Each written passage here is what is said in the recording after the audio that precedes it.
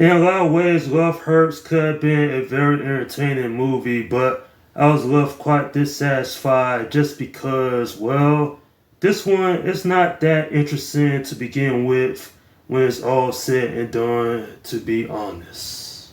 Well, there are better ways to spend 83 minutes than watching this nonsense. Seriously, this film is undeveloped, it's unpolished, and without giving out any spoilers, there are moments within the story that comes off as predictable. In fact, I'll probably relate this to any of the Jason Statham movies that has released over the years because while this does have good action scenes, the story and characters are much to be desired. But to make matters worse though, I thought the comedy was quite uneven. I chuckled at one joke, and it just seemed forced at times. Maybe if the character development was done a whole lot better and the plot was more impactful, then I could have overlooked it. Unfortunately, that's not the case, and what we have here is another generic, boring action romantic comedy that could have been great, but it just turned out to be quite forgettable. That could have been great, but it turned out to be quite a forgettable cinematic journey.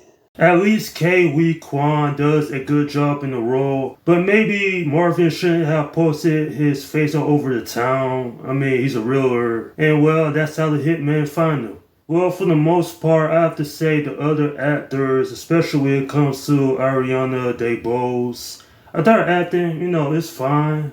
There's zero chemistry between her and Ke-Huy Quan. I mean, I was bored. I didn't buy their love story. I didn't buy anything that they said to each other because it just felt forced. It felt rushed. And speaking of which, when the fight scenes showed up, they were actually well done. That was the most entertaining part of the film. Because generally, when it comes to character development, there's really not much here. I mean, Marshawn Lynch is in the movie all because I guess sports fans want to see him do a tackle. I mean, is it campy? Absolutely. Is it done in a poor way? Yeah, it definitely is. I tried to get what it was trying to do with this, but it was just all over the place. It was just one big convoluted mess. There's even a subplot with Leo Tipton's character with a hitman. What is the purpose of this? Why am I watching this subplot? Because it really didn't add anything to the story. And to make matters worse, it's like the villain, his nickname is Knuckles. Yeah, I couldn't take him seriously. Really? You gonna give him a Sonic character's name and then try and make him some kind of threat? He was boring, he was forgetful. This doesn't know what it wants to be. I didn't have a fun time with this. I was bored. Only when the fight scenes show up was I generally invested. Everything else is like, what is this garbage? Would I recommend this? Absolutely not. Don't go to the cinema to see this. When it even comes out on streaming, don't waste money buying it because it's not worth the time. It's not worth the effort. You know what's the perfect Valentine's Day movie? The John Wick films. Thankfully, at least this is less than 90 minutes, but the adventure from beginning to end is quite a chore to sit through. I generally didn't care for this. I thought it was going to be remotely interesting, but I came out of it feeling quite underwhelmed just because it just didn't do anything for me compared to the other romantic action comedies that are a lot better. I'm giving this film a 5 out of 10.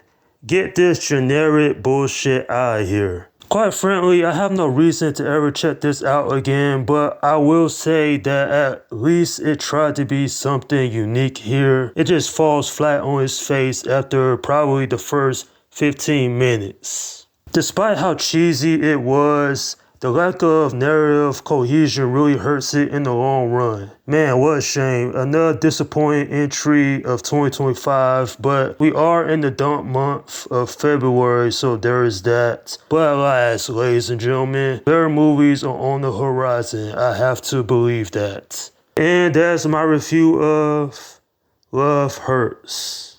Alright, leave your comments down below in the section and let me know what you think about this movie. Okay, this is Slim Guy 172 saying, peace out.